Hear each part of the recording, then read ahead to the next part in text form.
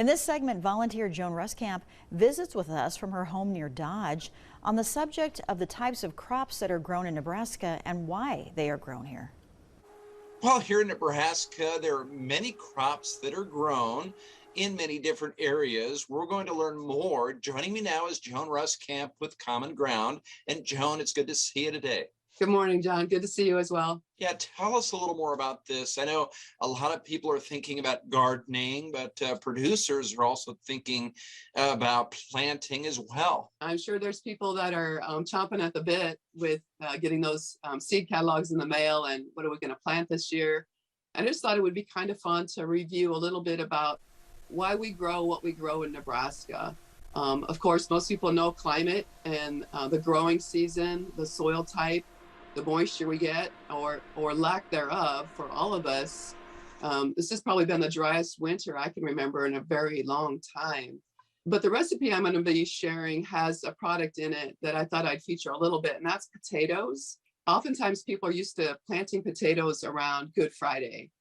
Good Friday's late this year, but probably not too late to still use that as a marker. But potatoes are a cool season plant.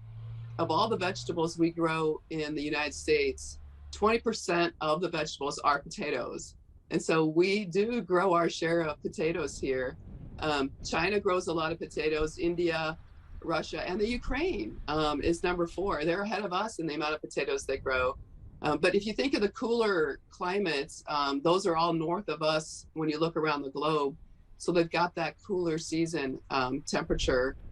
Of course, a lot of people are familiar with the cornfields we see here, and that's because of our growing season and our climate. We are the highest producers in the world, then China, Brazil, Argentina, and then you have the Ukraine again. They're up there again with corn production too. And so I know Ukraine's in the news a lot. I thought people might be interested in a couple of those big crops that they grow.